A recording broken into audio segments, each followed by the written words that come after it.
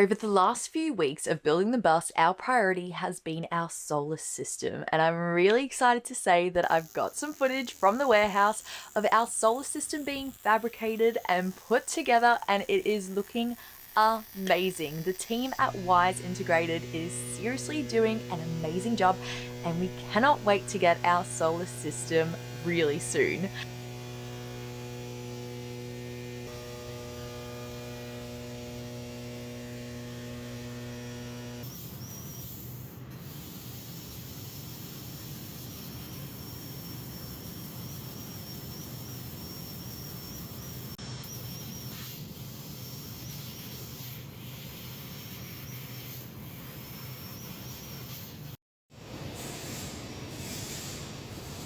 Now, to prepare for the solar system to actually be installed, there's a few steps that we still have to take before it can be brought onto our property.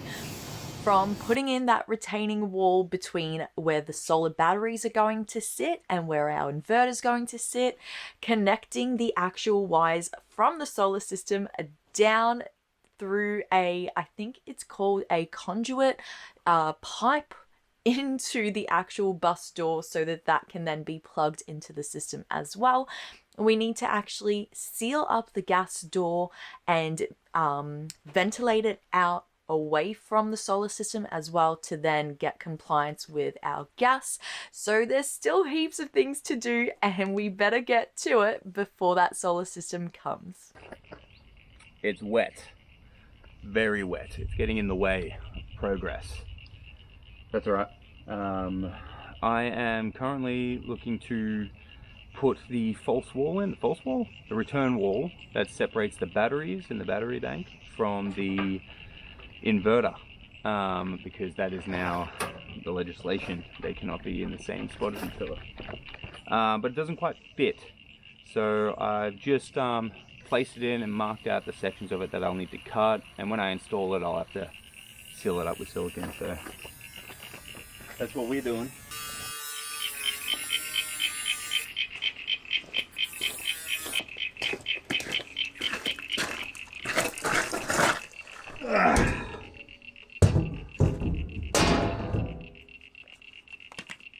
You gotta make the lifting noises, you know? Is that bracket I had to cut out for just there?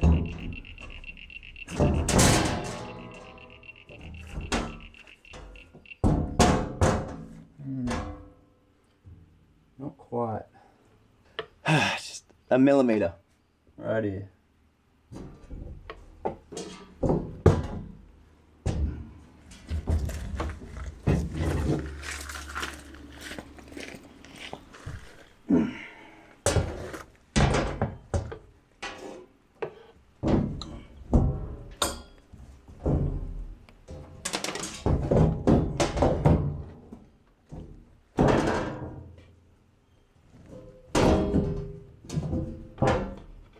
There we go.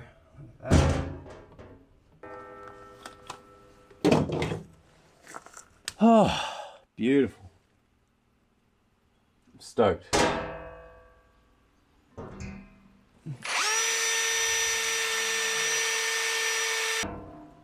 So it's actually got a natural lean too, so it's not going to be straight, because for it to come up hard against the bracing, it leans in a little bit. So it's only a couple of mil, it's fine. Just my OCD is not going to be satisfied.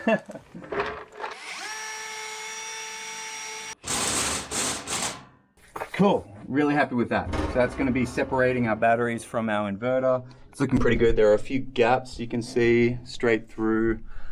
This is where I had to cut out for this bracket that the hydraulic arm words and stuff. I had to cut a gap to allow for that. But apart from that, it's come up pretty snug.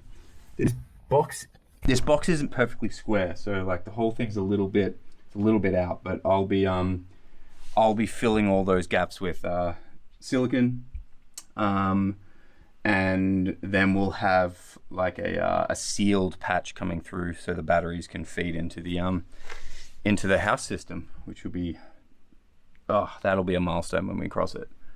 That is now our battery bay, and this is where I plan on putting a small Honda generator. Beautiful. I'm stoked. Job done.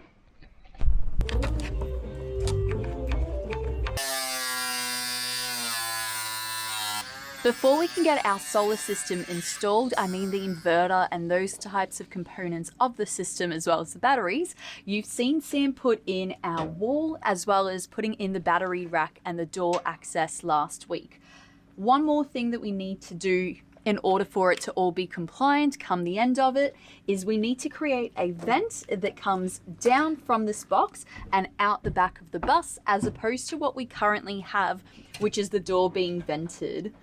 Now, the reason we have to do this is because the gas has to be 1.5 meters away from an ignition source, which in this case is the inverter and the battery system.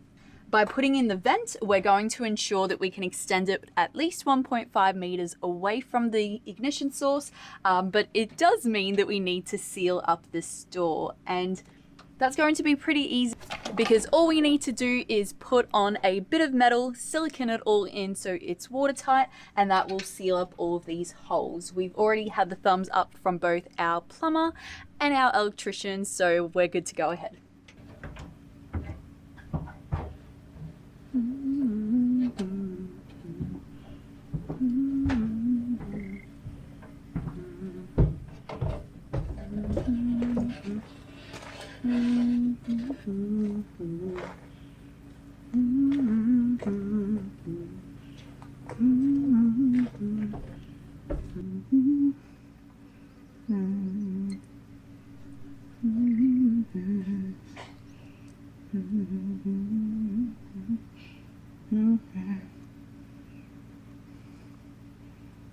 Okay, I think that's going to be plenty.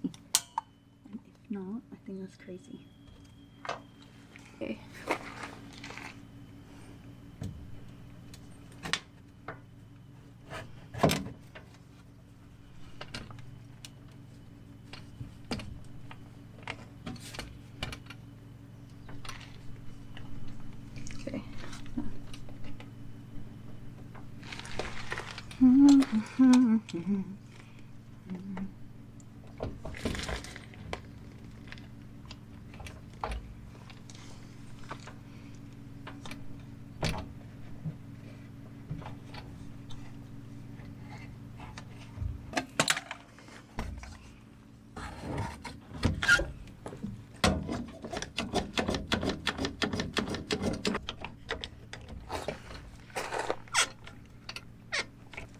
Alright, now we let that dry.